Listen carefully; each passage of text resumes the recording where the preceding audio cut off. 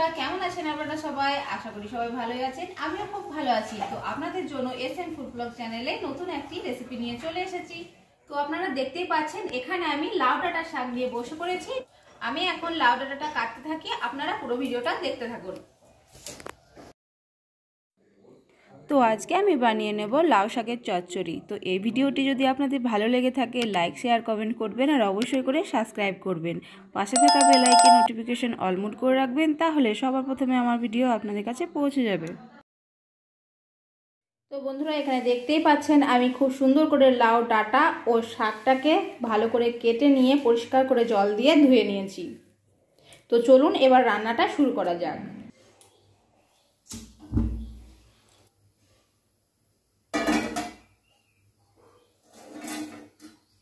কড়াইটা খুব ভালো করে গরম করে নিয়েছি, দিয়ে দিলাম সরষের তেল।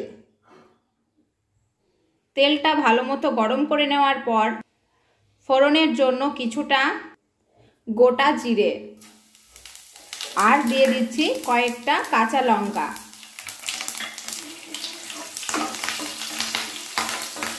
এখন দিয়ে দিচ্ছি লাউ ডাঁটা ও শাক।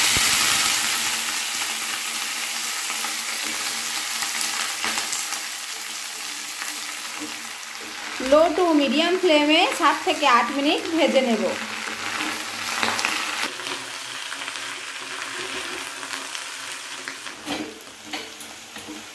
দিয়ে দিচ্ছি পরিমাণ অনুযায়ী লবণ, দিয়ে দিচ্ছি সানরাইজের হলুদ গুঁড়ো। ভালো মতো নেড়ে নিচ্ছি।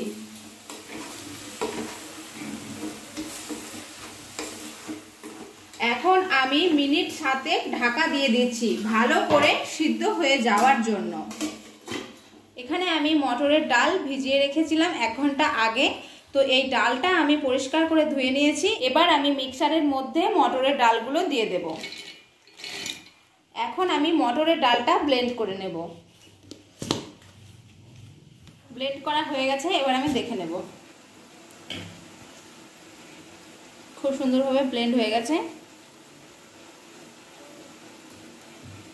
7 মিনিট পর আমি ঢাকা তুলে দিচ্ছি।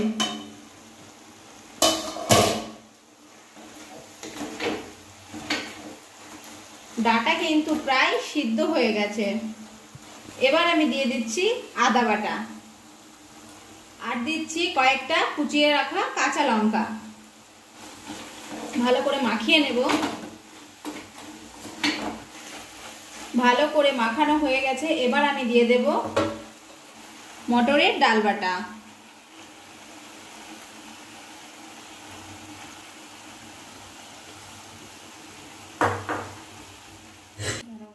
তো এখন আমি লাউ শাকের মধ্যে ভালো করে মটরের ডালটাকে মাখিয়ে নেব। এতে কিন্তু একেবারেই জল দেওয়ার দরকার নেই, যেহেতু এটা শাক, শাকে থেকে প্রচুর পরিমাণ জল বেরোবে।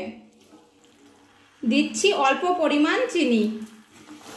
এই জল জলে যে ভাবটা আছে সেটা আমি শুকিয়ে নেব কিছুক্ষণ গ্যাসে রেখে। মটরের ডাল বাটা দিয়ে লাউ ডাঁটার শাক তৈরি হয়ে গেছে। এবার আমি নামিয়ে নিলাম, গ্যাসটা অফ করে দিলাম। আমাদের লাউ শাক চচ্চড়ি তৈরি হয়ে গেছে। এই ভিডিওটি ভালো লাগলে লাইক শেয়ার কমেন্ট করবেন আর অবশ্যই করে সাবস্ক্রাইব করবেন।